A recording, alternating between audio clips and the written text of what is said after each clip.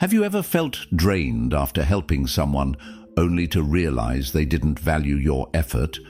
Or worse, have you noticed that some people seem to take advantage of your kindness without ever reciprocating? Pause for a moment and think about it.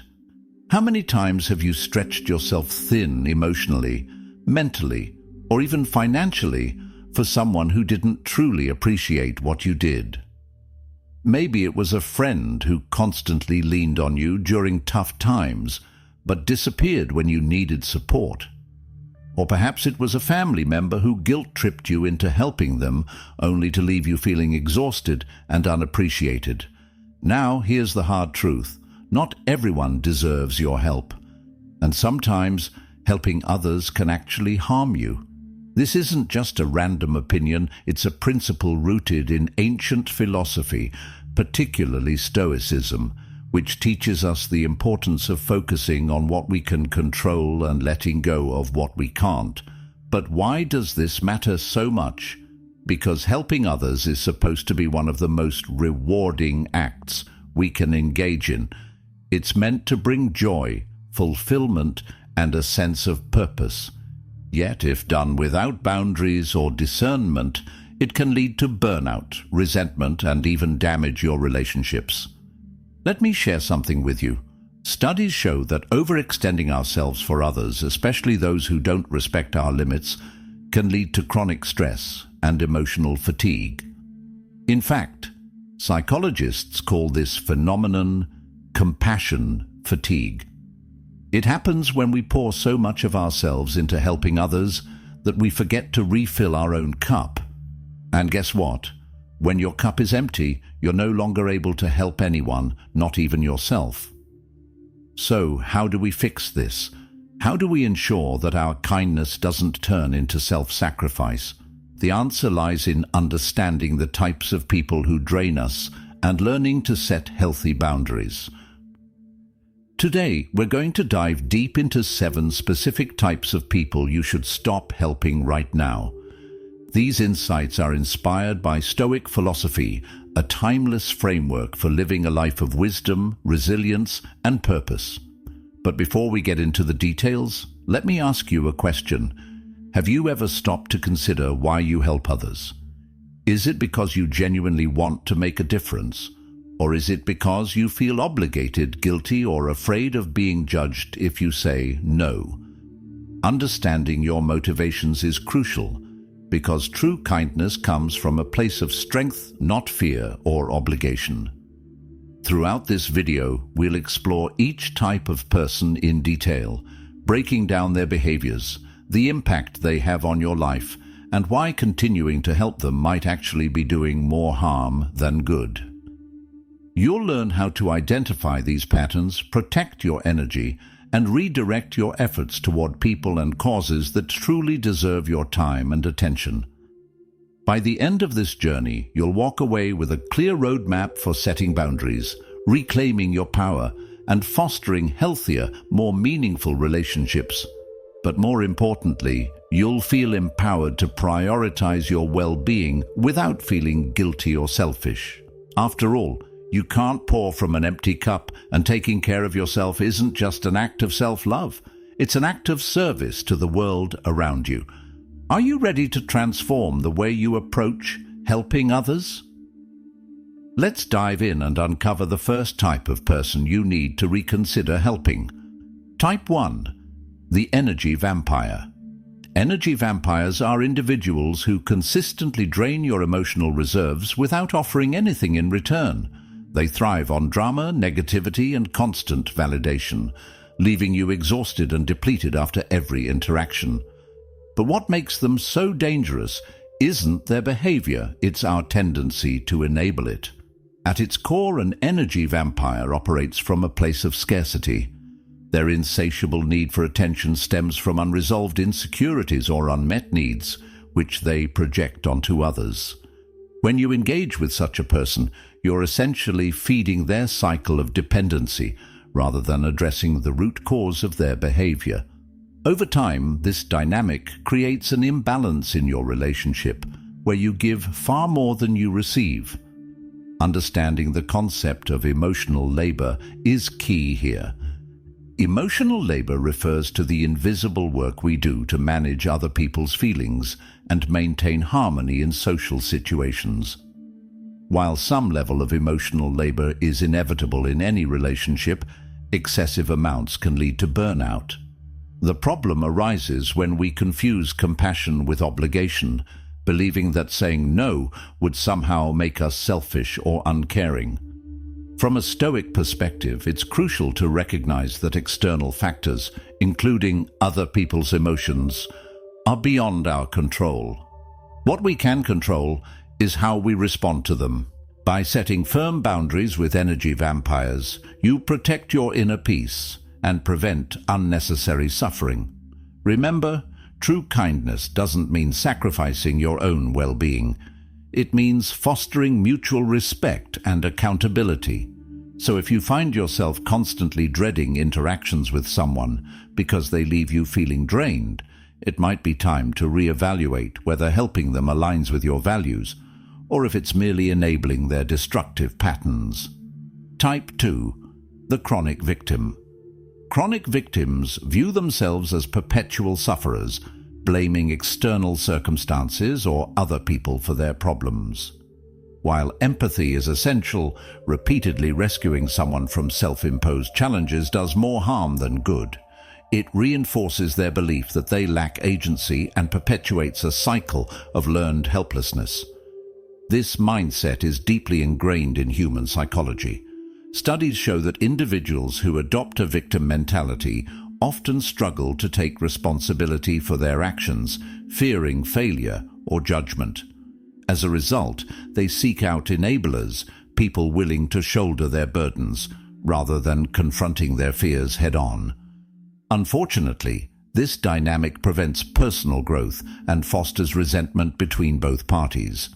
Stoicism teaches us that adversity is not something to avoid, but an opportunity to cultivate resilience. By shielding chronic victims from discomfort, we rob them of the chance to develop strength and independence. Moreover, we risk losing sight of our own priorities, as their endless crises overshadow our goals and aspirations. To break free from this pattern, it's important to differentiate between genuine support and enabling behavior. Offering guidance or encouragement is valuable, but solving someone else's problems for them undermines their ability to learn and grow. Instead, challenge them to reflect on their choices and take ownership of their lives.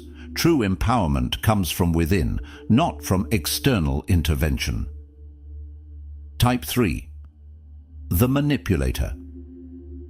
Manipulators are masters of persuasion, using guilt, flattery, or coercion to get what they want. They prey on your sense of duty or loyalty, exploiting your generosity for personal gain. Engaging with manipulators can feel like walking through a minefield, as their tactics often blur the line between genuine requests and calculated maneuvers. What sets manipulators apart is their lack of authenticity. Unlike energy vampires or chronic victims, whose behaviors stem from insecurity or fear, manipulators operate with deliberate intent. They understand human psychology and exploit vulnerabilities to achieve their objectives. Whether it's guilt tripping you into compliance or playing the victim card, their strategies are designed to keep you off balance. From a philosophical standpoint, Stoicism emphasizes rationality and self-discipline. Manipulators thrive on irrationality, preying on emotions to cloud judgment. To counteract their influence, you must cultivate awareness and detachment.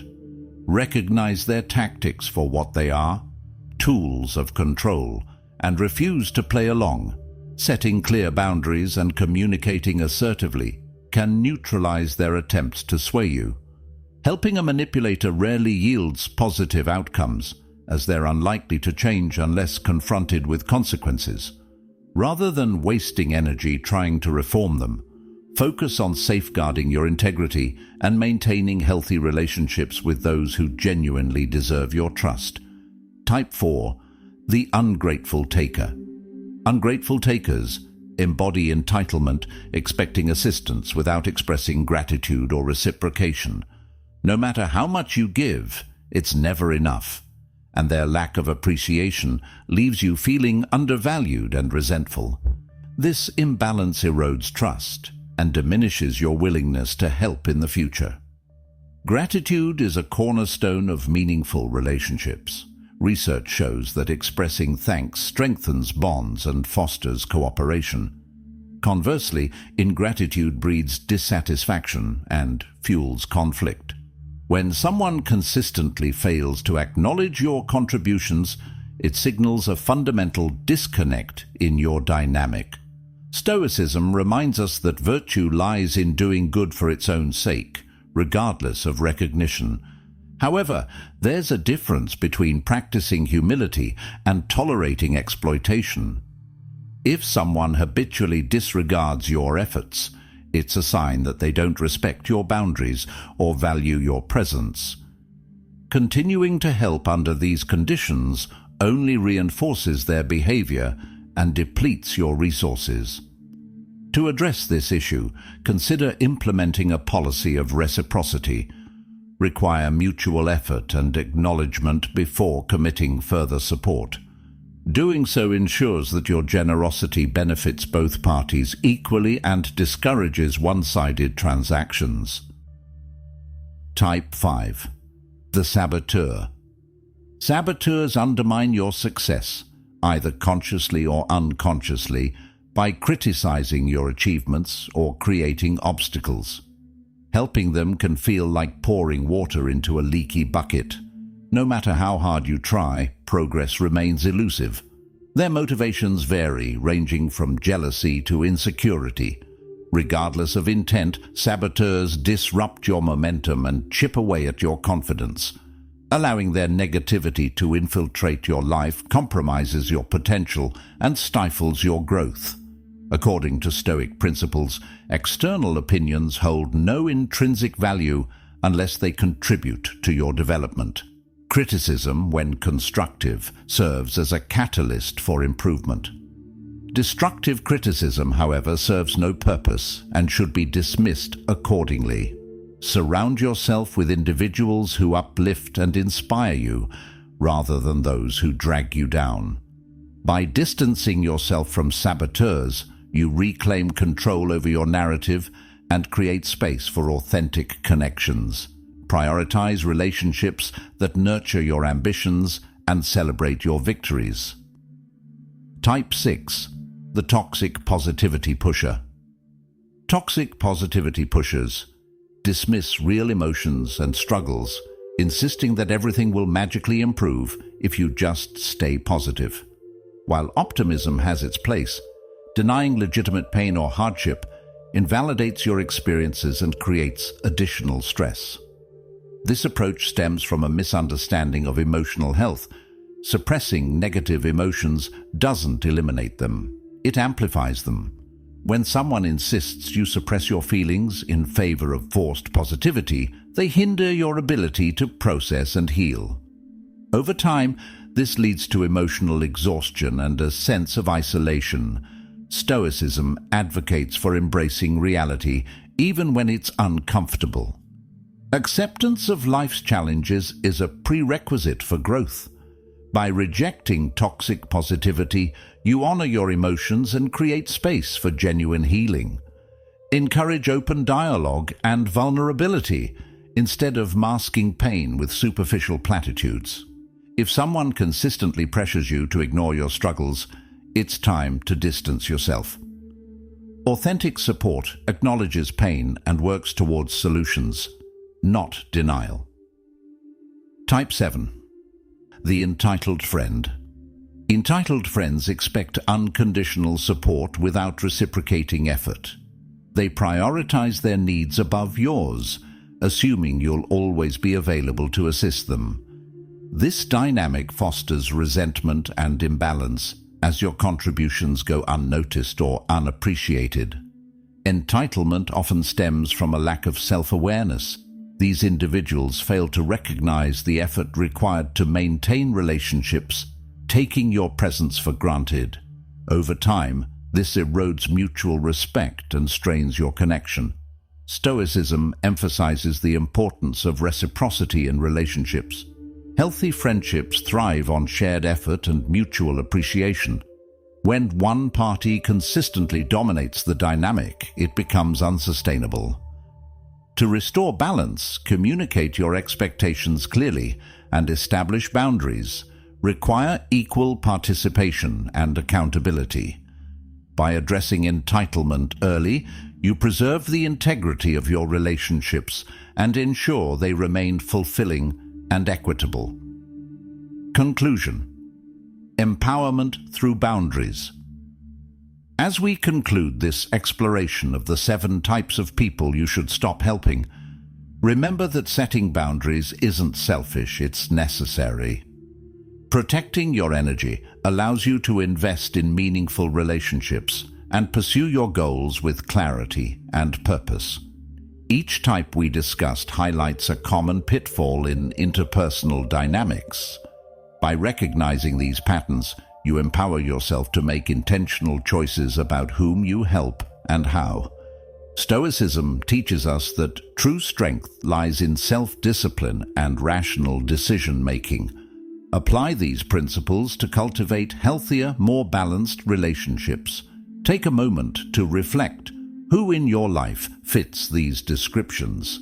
How can you adjust your approach to prioritize your well-being while still offering genuine support? Change begins with awareness, and you've already taken the first step. Now it's up to you to act. Set boundaries, practice discernment, and surround yourself with people who uplift and inspire you. Your energy is precious. Spend it wisely. Thank you for joining me on this journey. Let's continue growing together.